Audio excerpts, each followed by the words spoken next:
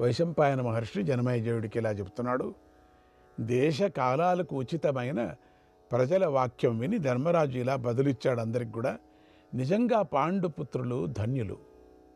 విప్రోత్తములంతా వచ్చి ఉన్నవో లేనివో వారి గుణాలను ప్రశంసించారు.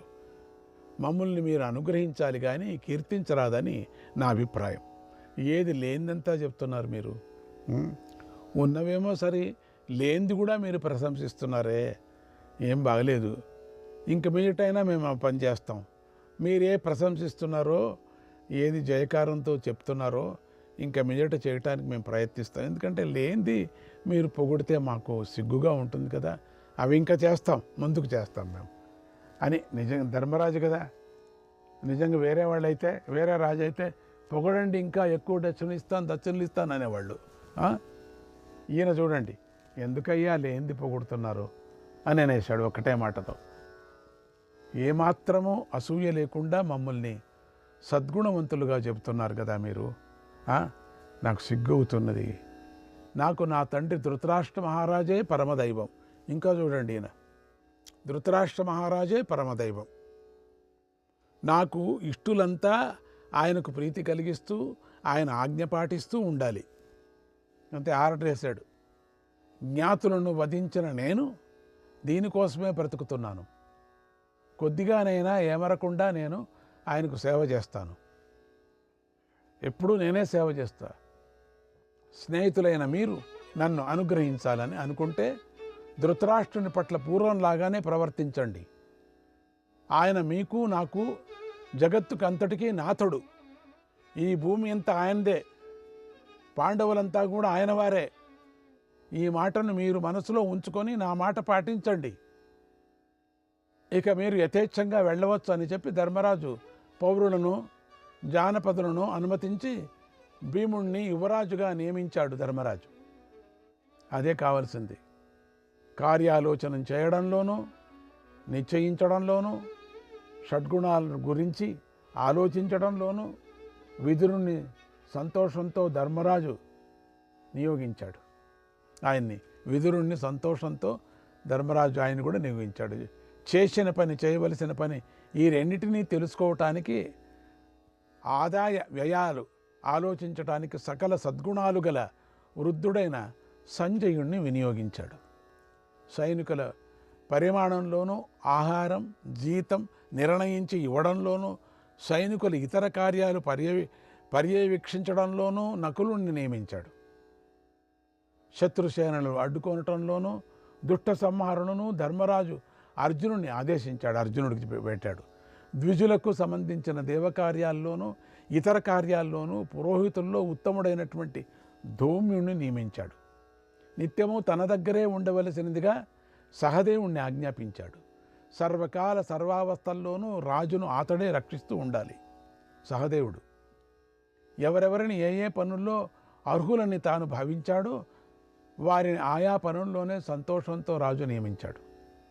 విదురుడితోనూ సంజయుడితోనూ బుద్ధిమంతుడైన యుయుత్సునితోనూ ధర్మాత్ముడైన ధర్మరాజు ఇలా అన్నాడు. ఉత్తాయోత్తాయ తత్కార్యం,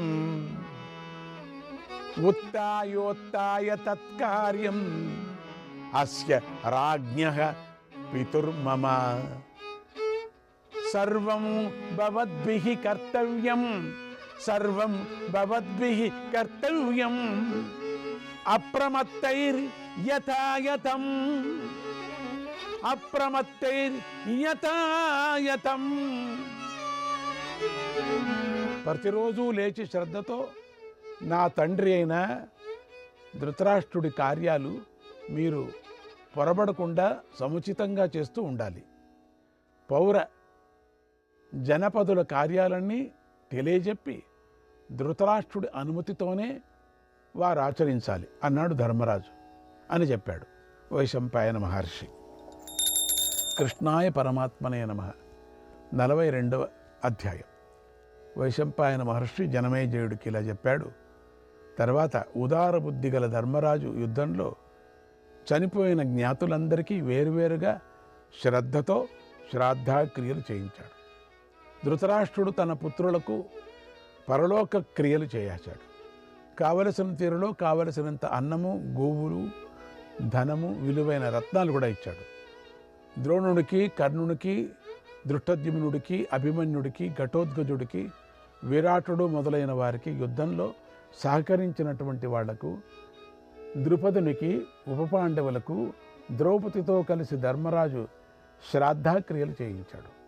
వేల కొద్దిగా ఉన్నటువంటి బ్రాహ్మణులను ఒక్కొక్కరికి వేరువేరుగా వేల కొద్ది రత్నాలు, ఆవులు, వస్త్రాలు, సంపదలు కూడా ఇచ్చాడు. మిత్రులు కూడా మిగిలిన రాజులను ఉద్దేశించి రాజే పరలోక క్రియలు చేశాడు.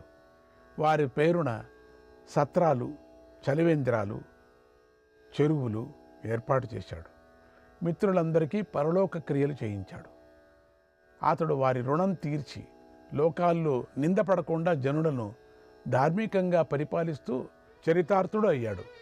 ధృతరాష్ట్రుణ్ణి, గాంధారుణ్ణి, విదురుడిని, కురువంశస్థులను, సేవకులను పూర్వంలాగా గౌరవించేవాడు. పతులు, సుతులు పోయినటువంటి స్త్రీలనందరినీ దయాళువైన రాజు గౌరవంతో రక్షించేవాడు.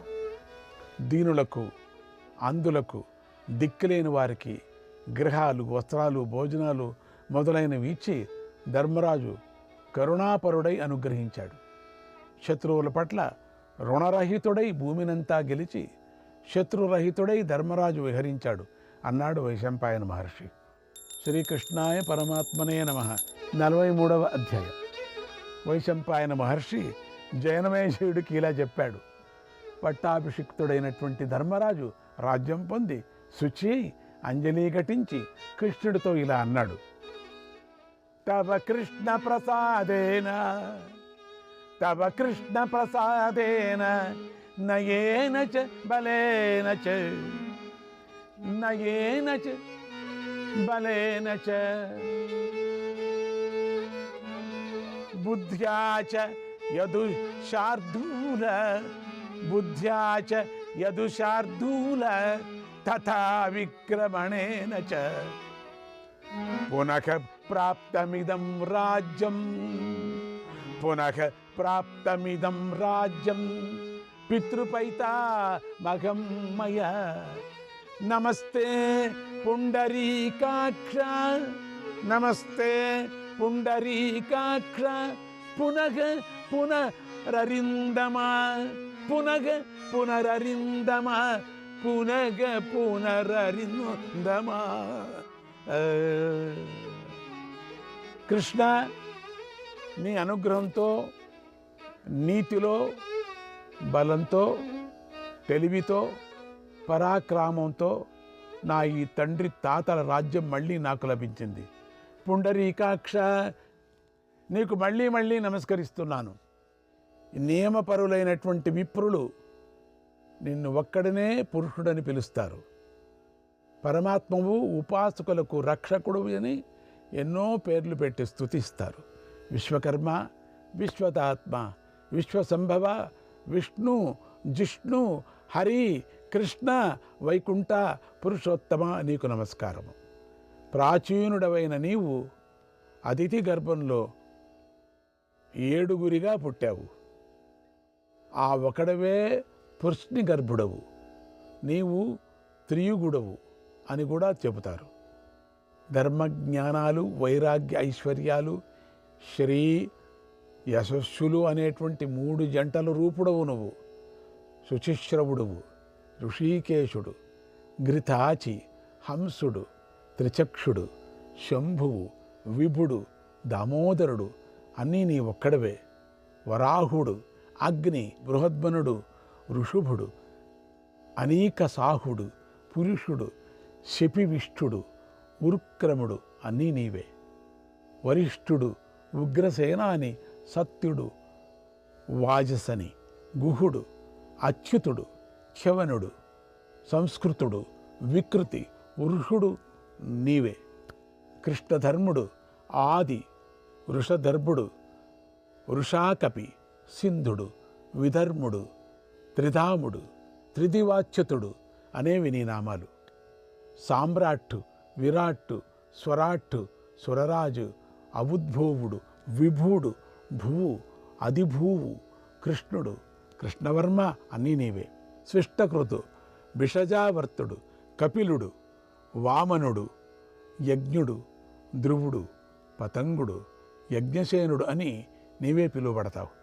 శిఖండి, నహుషుడు, బభ్రువు, దివస్పృక్కు, పునర్వసుడు, శుభభ్రువువు, రుక్మజ్ఞుడు, సుషేణుడు, దుందువి అనేవి కూడా నీ పేర్లు. గభిస్తినేమి, శ్రీపద్ముడు, పుష్కరుడు, పుష్పధారణుడు, రుభుడు, విభుడు, సర్వసూక్ష్ముడు, చారిత్రం అని కూడా నీ పేర్లు. నీవు సముద్రుడువు, బ్రహ్మవు, పవిత్రమైన ధామమును తెలిసినవాడువు. నిన్ను హిరణ్య గర్భుడు అని అంటారు. స్వాద, స్వాహ అనేవి కూడా నీవే. ఈ విశ్వానికి అంతటికీ నీవే జన్మస్థానాన్ని. అలాగే ప్రళయం కూడా నీవే. ముందుగా ఈ విశ్వమంతటినీ నీవే సృష్టించావు. విశ్వయోని ఇదంతా నీ వశంలోనే ఉంది. శార్గ్యం, చక్రం, ఖడ్గం ధరించిన ప్రభు నీకు నమస్కారం. ఇలా ధర్మరాజు స్తుతిస్తే ప్రీతి పొందిన కృష్ణుడు సభా మధ్యలో ధారాళమైన సమగ్రమైన వాక్కులతో ధర్మరాజును అభినందించాడు. అన్నాడు వైశంపాయన మహర్షి. శ్రీకృష్ణాయ పరమాత్మనే నమః. 44వ అధ్యాయం. వైశంపాయన మహర్షి జనమేజయుడికి ఇట్లా చెబుతున్నాడు. తర్వాత ప్రజలందరికీ రాజు విడుకోలు పలికాడు. రాజు అనుమతిని పొంది వారు తమ తమ ఇళ్లకు వెళ్ళారు. ఆపై ధర్మరాజు భీమ పరాక్రమం గల భీముణ్ణి, అర్జునుణ్ణి, నకుల సహదేవులను బుజ్జగిస్తూ ఇలా అన్నాడు. మీరంతా మహాయుద్ధంలో శత్రువులు వివిధ శస్త్రాలతో గాయపడ్డారు. చాలా అలసిపోయారు. దుఃఖంతో కోపంతో తపిస్తున్నారు. భరత వంశోత్తములైన మీరందరూ నా కోసం అశక్తులైన నీచులలాగా అడవిలో చాలా కష్టాలు పడ్డారు. సుఖంగా సంతృప్తిగా ఈ విజయాన్ని అనుభవించండి. విశ్రాంతి పొంది మేల్కొన్న మిమ్మల్ని మళ్ళీ రేపు కలుసుకుంటానన్నాడు. తర్వాత పెద్ద భవనాలతో శోభిల్లుతూ ఎన్నో రత్నాలతో దాసదాసీ జనాలతో నిండినటువంటి దుర్యోధనుడు గృహాన్ని ధృతరాష్ట్రుడు అనుమతితో ధర్మరాజు భీముడికి ఇచ్చాడు. దేవేంద్రుడిలాగా వైభవంతో భీముడు ఆ మందిరంలో ప్రవేశించాడు. దుర్యోధనుడి గృహం వంటిదే దుశ్శాసన గృహం కూడా. భవన పంక్తులు బంగారు తోరణాలతో, దాసదాసీ జనంతో, పుష్కలమైన ధనధాన్యాలతో నిండుగా ఉంది. దాన్ని రాజ శాసనంతో అర్జునుడు పొందాడు. దుర్మర్షణుడు భవనం దుశ్శాసన భవనం కంటే గొప్పది. కుబేరుడి భవనంలాగా ఉంటుంది. బంగారంతో, మణులతో అలంకరింపబడి ఉంటుంది.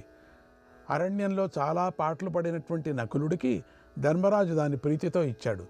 విలువైన కనకభూషణాలతో నిండి ధర్మరాజు ఇస్తూనే తీసుకుంటున్నారు. చూడండి వీళ్ళంతా ధర్మరాజు ఎంట చేయి పట్టుకొని ఇట్లా నిల్చున్నారు అంతే.